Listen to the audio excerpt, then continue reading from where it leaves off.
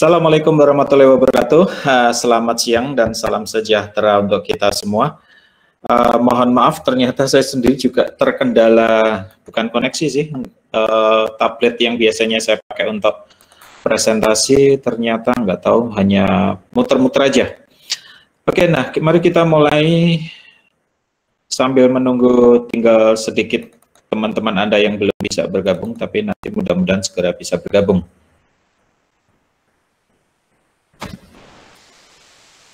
Allahu Akbar.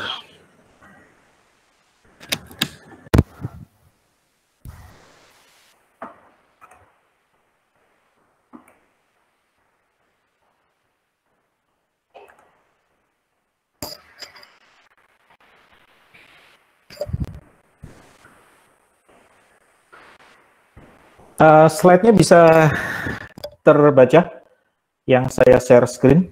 Bisa. Kita pakai Bisa, Pak. Bisa. Masuk ke yang apa ini? Chapter kedua, data ekonomi makro. Pada dasarnya apa ini namanya? Oke, ekonomi makro. Sebentar, ada someone.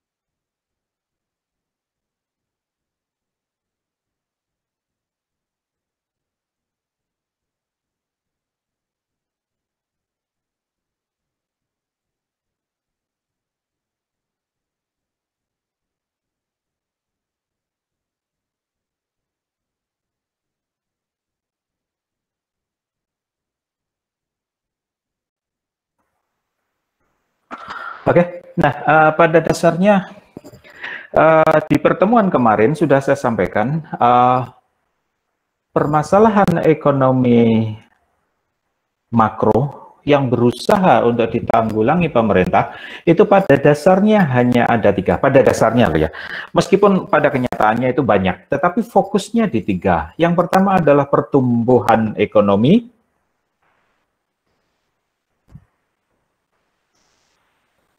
Oke, pertumbuhan ekonomi atau gross domestic product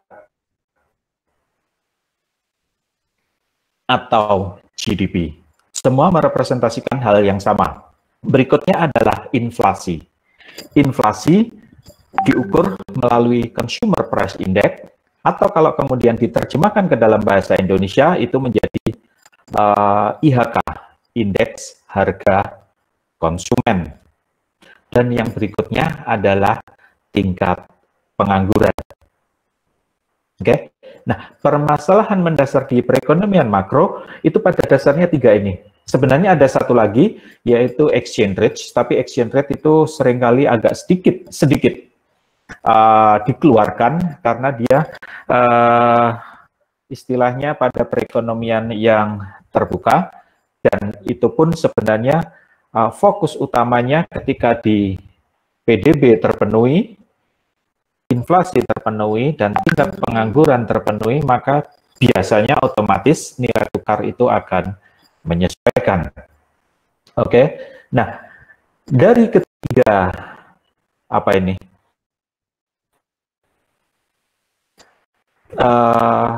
permasalahan ekonomi yang utama itu bisa dilihat melalui data-data statistik yang ada. Kembali lagi, data statistik berkaitan dengan ekonomi makro itu pada dasarnya banyak. Sebagai contoh, di sini sebentar saya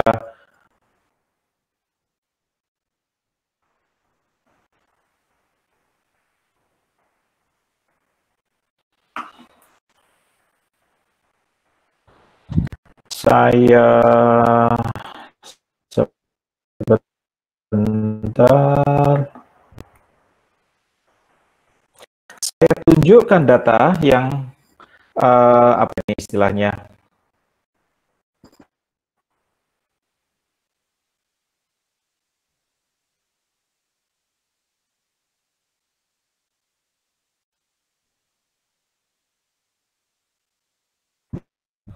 Yang dilansir, diterbitkan Biro Pusaka, situs BPS yang saya share. Bisa, Pak. Bisa. Oke. Bisa, Pak. Oke, nah di posisi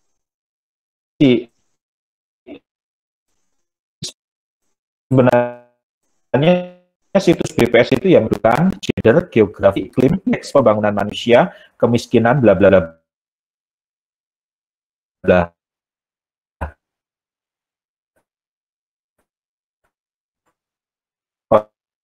Konsumsi, ketimpangan, kesehatan, dan sebagainya. Tidak bisa saya sebutkan satu saking banyaknya. Nah, sekarang kita masuk yang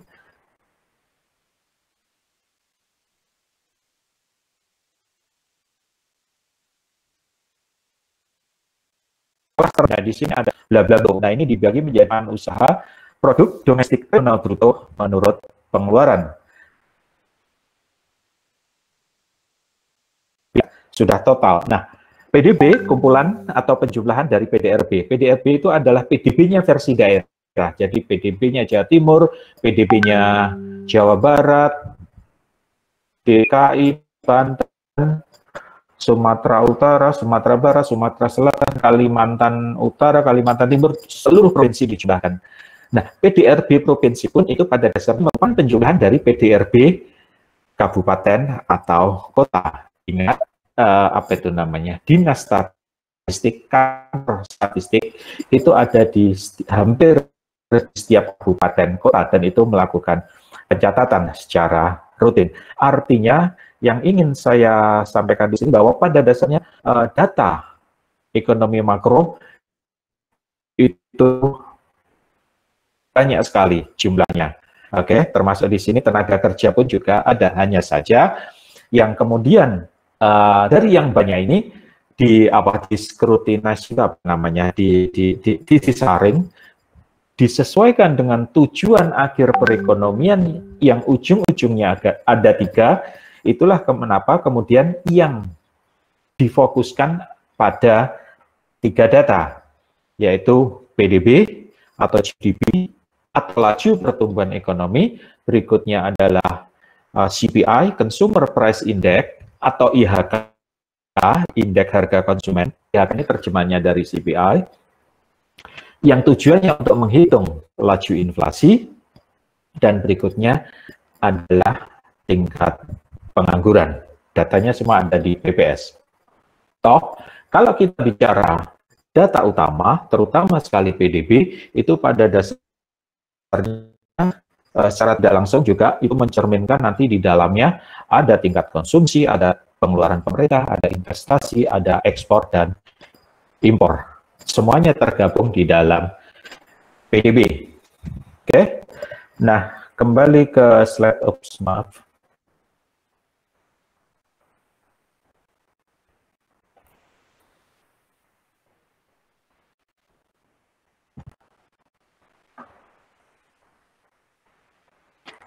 Kembali ke slide. Sekarang kita bahas satu persatu di antara tiga apa ini namanya, 3 data utama. Yang pertama adalah PDB, GDP. Ini kita di chapter kedua disampaikan apa itu namanya, snapshot-nya saja, cara perhitungannya saja. Nah, nanti secara filosofis yang lebih detailnya itu nanti di chapter ketiga itu membahas PDB-nya saja, kemudian chapter berikutnya membahas inflasinya saja dan faktor-faktor penyebabnya, dan kemudian yang pengangguran itu masuk bagian materi sesudah UTS. Nah, nanti di sana satu persatu dikupas. Nah, sekarang kita fokus yang pertama, PDB atau GDP. Nah, Gross Domestic Product. Apa sih itu GDP atau PDB? Nah, secara definisi, silakan mengikuti dua definisi utama, yaitu total expenditure dan berikutnya adalah total income. Nah, apa makna dari total expenditure di sini? Total expenditure di sini adalah total expenditure on domestically produced final goods and services. Oke? Secara tidak langsung, flashback ke mata kuliah PIE, teman-teman sudah pernah, mungkin ya dugaan saya, diberikan tugas untuk menghitung PDB. Masih ingat Anda diminta di tahun, misalkan tahun X, negara A memproduksi apel dan jeruk.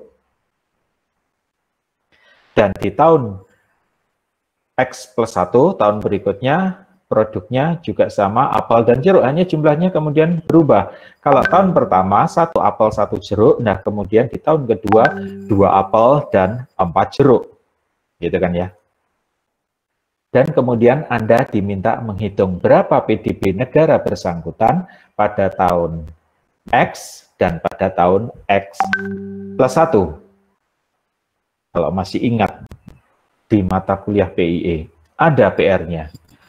Dan di akhir nanti akan saya sampaikan PR yang serupa, tetapi yang langsung di bukunya, apa itu namanya, di versi ekonomi makronya. Sama intinya. Oke. Nah, oke. Yang ini, sebentar, ada yang masuk ya ini. Oke. Oops, sorry.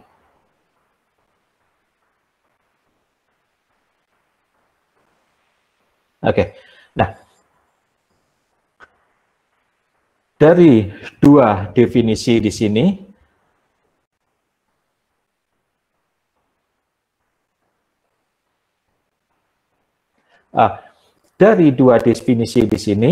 bahwa pada dasarnya metode apa ini namanya? Metode perhitungan PDB itu bisa melalui dua pendekatan. Yang pendekatan pertama adalah pendekatan pengeluaran. Jadi pengeluarannya penduduk seluruh penduduk di suatu negara dijumlahkan. Itu maka akan menghasilkan PDB. Dan berikutnya, pendekatan kedua adalah pendekatan pendapatan. Pendekatan pendapatan itu keseluruhan pendapatan seluruh penduduk Indonesia, bukan Indonesia, tapi sebuah negara itu dijumlahkan. Dan kuncinya ada di bagian yang kuning. Box kuning, expenditure equal incomes. Maknanya di sini adalah yang berkaitan dengan transaksi. Maksudnya transaksi, bahwa yang dihitung di dalam PDB itu adalah transaksi yang terjadi di dalam setiap harinya. Di dalam setiap hari, contoh ketika memproduksi apel dan jeruk tadi. Nah, transaksi yang terjadi adalah ketika penduduk bersangkutan membeli 1 apel dan 1 jeruk. Bagi pembeli, ketika mengeluarkan uang sebesar sekian rupiah, sekian dolar untuk membeli apel dan membeli jeruk, bagi pembeli itu merupakan pengeluaran. Dan bagi yang penjualnya, baik itu penjual jeruk maupun penjual apel, itu merupakan penerimaan. Dan jumlahnya sama yang diterima. Konsepnya seperti itu. Oke, nah padahal di dalam setiap hari, yang namanya transaksi itu bisa puluhan, ratusan, jutaan, puluhan juta, bahkan miliaran transaksi. Apalagi negara sebesar Indonesia itu transaksinya miliaran. Nah, bagaimana menangkap fenomena itu? Dengan menggunakan expenditure equal income. Every dollar a buyer spends, setiap dolar yang dibelanjakan seorang konsumen itu menjadi pendapatannya seorang produsen atau penjual. Konsepnya seperti itu, konsep dasarnya. Kembali ke PIE, flashback ke PIE, kalau Anda ingat di bukunya PIE, mudah-mudahan teman baca sih, saya percaya baca. Nah, di situ ada contoh Mrs. John dan Mr. Lee. Mrs. John, Ibu John, pengen ngecat rumahnya. Kemudian minta tolong Pak Lee. Kurang lebih namanya seperti itu, saya juga lupa-lupa ingat. Nah, kemudian Pak Lee mengerjakan ngecat rumah. Dan atas pekerjaannya dia dibayar $100. Oke.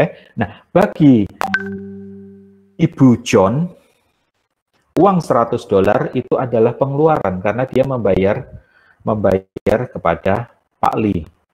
Nah, bagi Pak Lee, uang $100 itu merupakan penerimaan. Jumlahnya sama, pengeluaran dan pendapatan sama. Nah, ini konsep ini ada di dalam transaksi. So, yang dihitung adalah yang terjadi transaksi. Nah, kalau yang nggak terjadi transaksi, bentar dulu.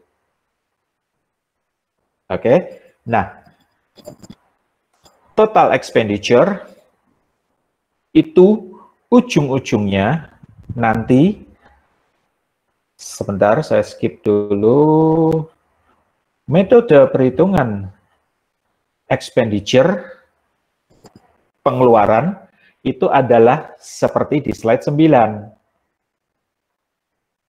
PDB sama dengan C ditambah I ditambah G ditambah NX. Ini adalah metode perhitungan PDB menurut pengeluaran. Sekali lagi, teman-teman jangan jangan confuse, jangan bingung terhadap notasi Y yang saya blok di sini, Y pada bagian bawah.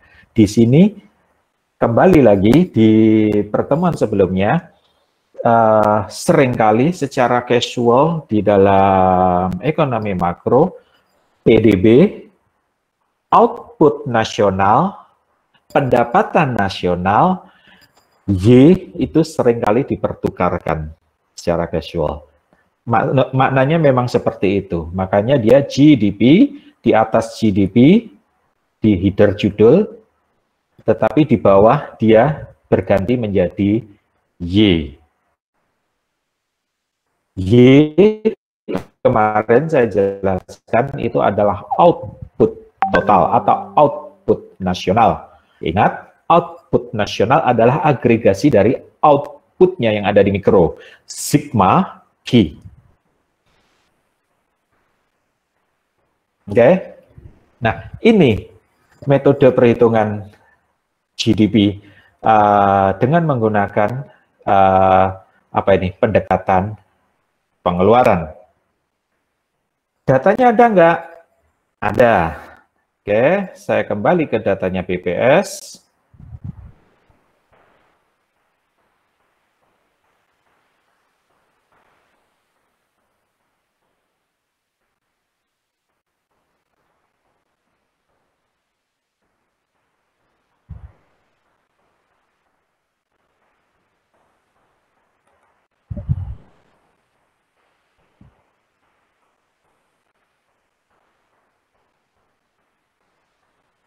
Ini yang namanya, lihat judulnya, PDB triwulan atas dasar harga konstan menurut pengeluaran, miliar rupiah tahunnya 2014.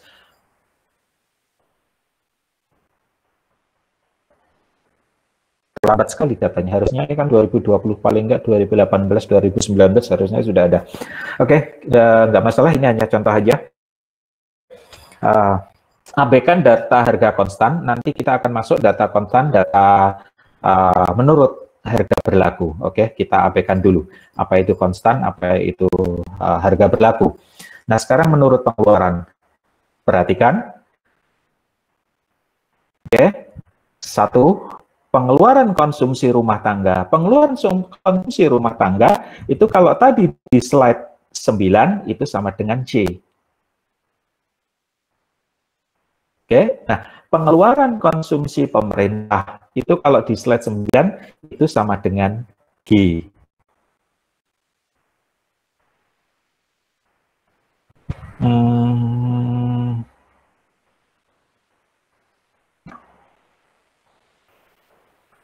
Sebentar.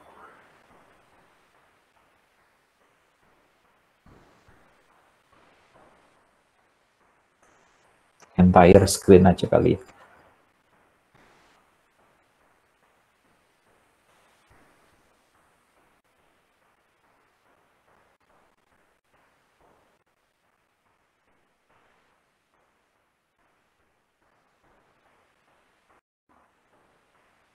Oke. Nah, berikutnya komponen pembentukan modal tetap domestik bruto itu kalau di slide 9 itu sama dengan I, investasi. Oke, kembali ke datanya BPS, perubahan inventory, ini perubahan stok, yes, setiap berbeda. Nah, berikutnya ekspor barang dan jasa. Ekspor barang dan jasa dikurangi dengan impor barang dan jasa itu adalah komponen NX. NX itu adalah net ekspor. Net ekspor itu sama dengan net ekspor itu kan sama dengan ekspor dikurangi dengan impor. Oke. Dan diskrepansi statistik, perbedaan selisih, ada nanti di detailnya. Nah, berikutnya totalnya itulah yang kemudian disebut dengan PDB, produk domestik bruto. Total jumlah tahun 2014 menurut harga konstan itu besarnya PDB kita sebesar 2.909.181 miliar rupiah atau setara 2.909 triliun. Oke, itu total PDB kita. Anyway, by the way, ada yang tahu PDB kita di tahun 2020? Nah, PDB di tahun 2020 bisa dilihat di asumsi dasar ekonomi makro, ADEM. Teman-teman di PPKN sudah diajari atau disampaikan asumsi dasar ekonomi makro. Atau mungkin kalau nanti di PAN, mungkin di pertemuan, saya kurang tahu bahas ADEM-nya di pertemuan keberapa.